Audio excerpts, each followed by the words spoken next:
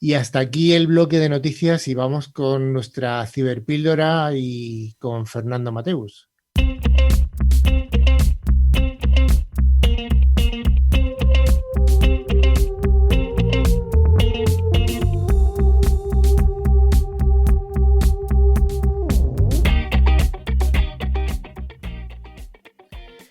Pues como hemos comentado al principio, teníamos hoy un invitado especial y es dentro de esta sección de Ciberpíldora vamos a hablar sobre cómo las organizaciones pueden gestionar los ciberriesgos de los empleados. Y para ello contamos con la presencia de Fernando Mateus, que es el CEO de Equimatio. Patri, te dejo a los mandos de esta sección. Muchas gracias, Carlos. Pues sí, como hemos estado viendo en el programa de hoy, son muchos los riesgos que tienen las organizaciones y más ahora con la nueva normalidad y el teletrabajo. En la ciberpíldora de hoy trataremos sobre cuáles son los principales ciberriesgos a los que se enfrentan los empleados y cómo es posible concienciarlos en materia de ciberseguridad para que no decaigan como víctimas de un ciberataque. Para arrojar más luz sobre estos temas, como ha presentado Carlos, tenemos con nosotros a Fernando Mateus, que es CEO de Equimatio. Hola, Fernando. Hola, ¿qué tal? Muy buenas tardes. Gracias por invitarme. Bueno, para empezar y conoceros un poco, ¿qué es Equimatio? Bueno, pues Equimatio es una startup española con sede en Madrid, aunque tenemos parte del equipo distribuido por España, en Barcelona, en Asturias, en diferentes zonas. Y somos el software as a service para la gestión del ciberriesgo humano.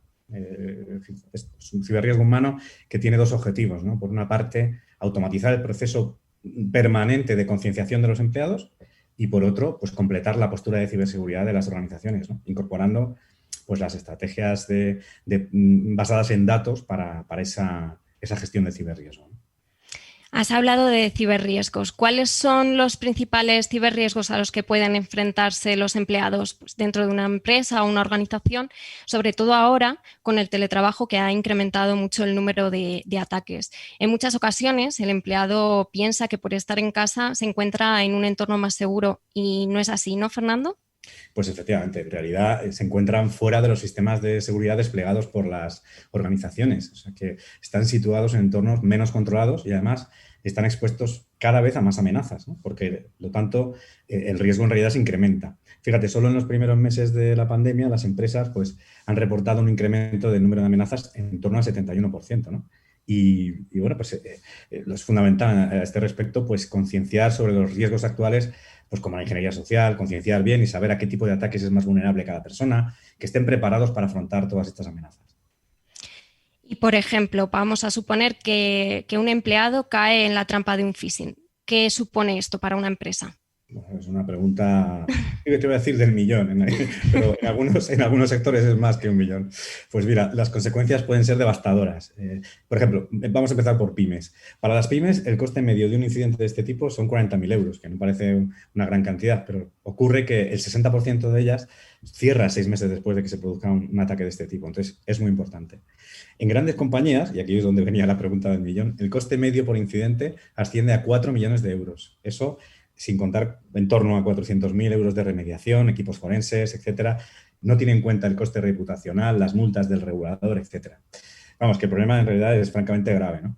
Y bueno, ¿qué os voy a decir a vosotros que estáis dando noticias permanentemente? Todas las semanas pues, nos encontramos algún titular sobre casos de ransomware, de licitación, de phishing o similar, que al final corresponden en muchos casos a incidentes que involucran al personal de las empresas, ¿no? Y este tipo de incidentes encima crece muchísimo, casi un 50% del año pasado a este, y ya suponen un 90% del total de los incidentes, ¿no? Siendo la mayoría o bien resultado de una negligencia o bien de un fraude de ingeniería social. Así que con todo esto y encima en un evento de pandemia y que nos estresa más, pues hay que expandir el acompañamiento al empleado y la concienciación de seguridad más allá de la oficina, ¿no? Pues siendo un poco conscientes de este panorama, ¿qué medidas o pautas pueden tomarse para que los empleados estén concienciados en materia de ciberseguridad y no caigan en la trampa? Mira, fíjate, aquí te comentaría que hay una parte en la que digamos que la formación clásica, la de siempre, pues no ha dado los resultados esperados, ¿no? Hay que cambiar el enfoque, ¿no? A la hora de mantener la alerta en los empleados. Y estos nuevos enfoques pasan por sesiones con una periodicidad de alta frecuencia, muy ágiles, con pequeñas píldoras informativas que se centren en las necesidades reales de cada persona. Las personas no somos iguales y no estamos en idénticas situaciones, por lo que hay que apostar por la máxima personalización posible, ¿no?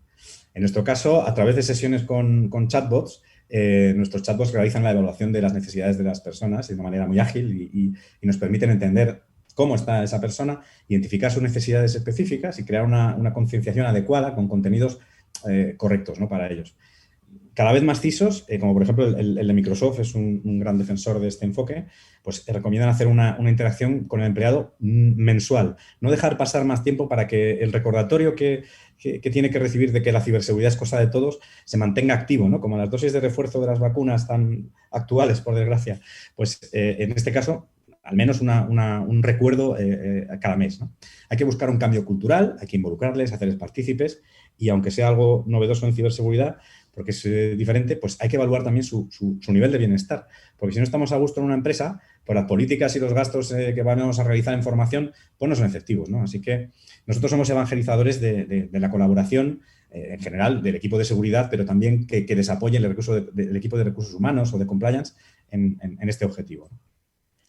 Pues por último, cuéntame un poco qué estáis haciendo vosotros desde Quimatio para prevenir estos ataques en las organizaciones. Pues mira, como decíamos al principio, uno de nuestros objetivos es automatizar el proceso permanente de concienciación de los empleados, ¿no?, y descargar a los equipos de seguridad. Entonces, de forma muy ágil e interactiva, a través de chatbots, pues identificamos el nivel de concienciación que tiene cada persona, las necesidades de apoyo que requiere y les entregamos recomendaciones y contenidos de ciberseguridad y bienestar adecuados para sus necesidades, ¿no?, siempre mejorando.